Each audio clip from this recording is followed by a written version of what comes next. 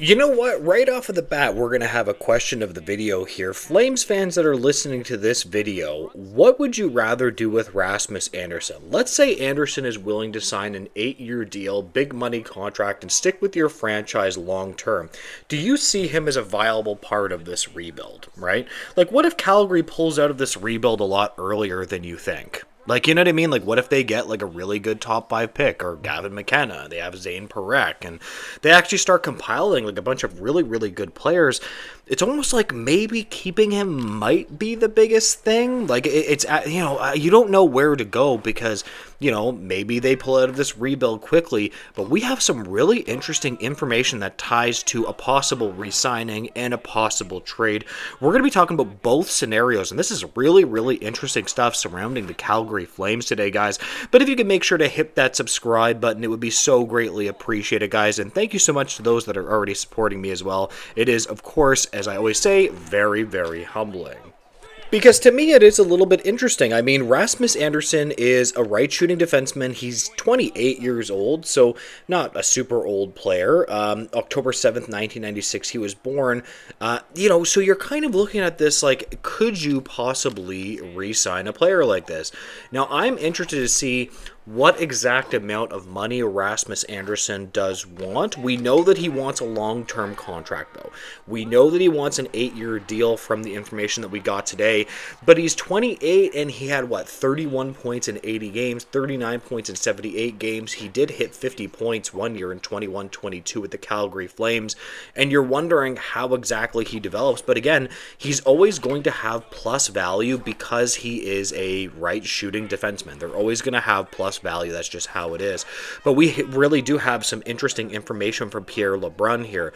Pierre LeBrun regarding Rasmus Andersson. Neither side wants to totally close the door, having extension talks again. I do think Andersson might potentially listen if an 8-year offer was on the table.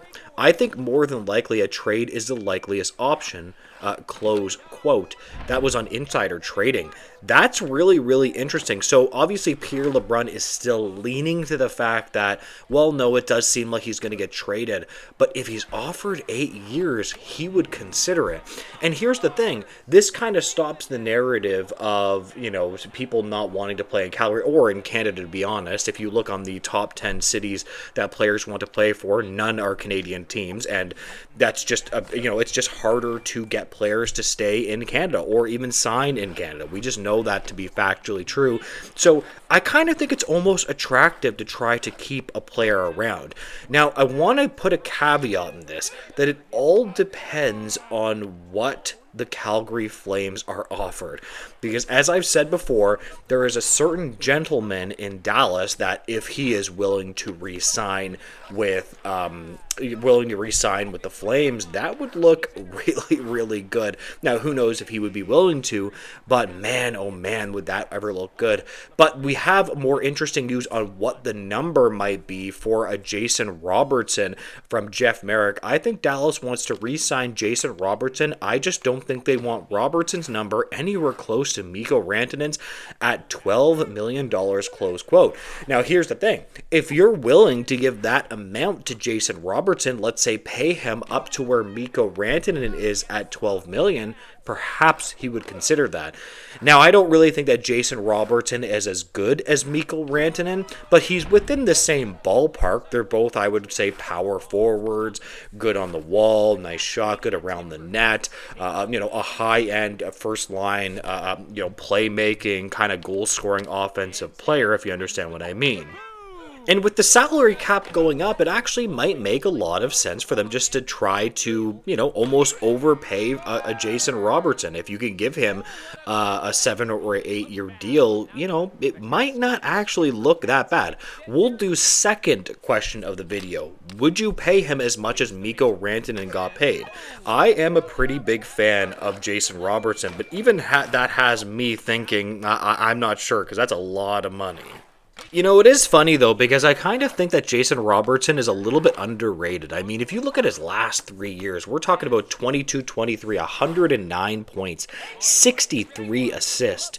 His 23-24, 80 points in 82 games, and then the exact same season, although he scored like 6 more goals, of 80 points in 82 games.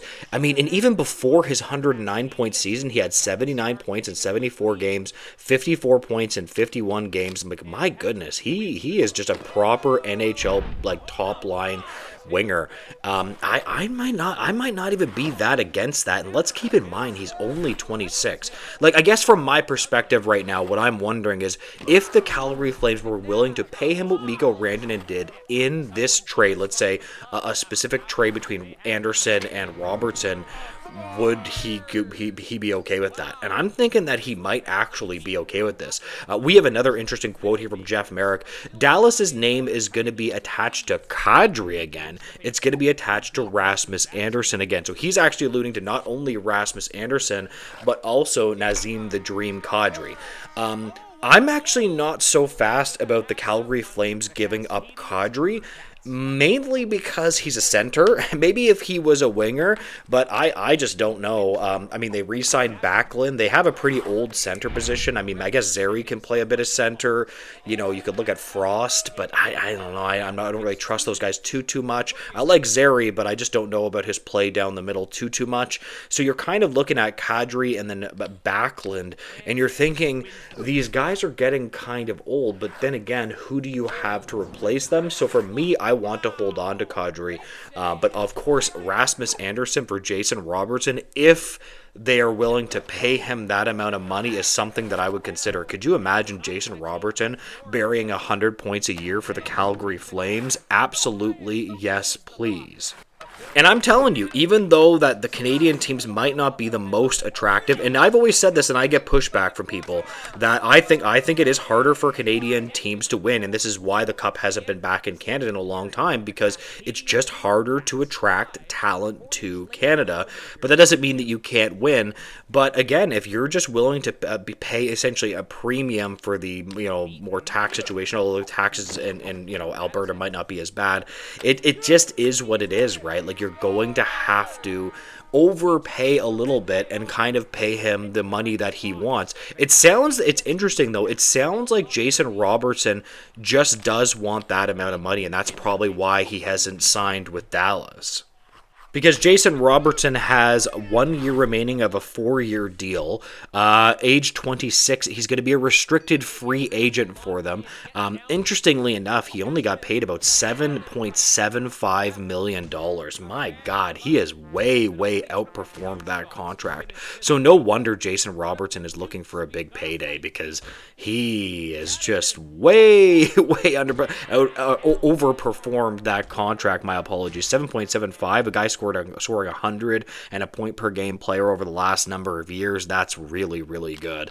Anyways, guys, you know what? I just want to touch on all of this Dallas Calgary Flames news. If you could make sure to like, comment, and subscribe, I would greatly appreciate it, guys. And make sure to have a great day. Goodbye, guys.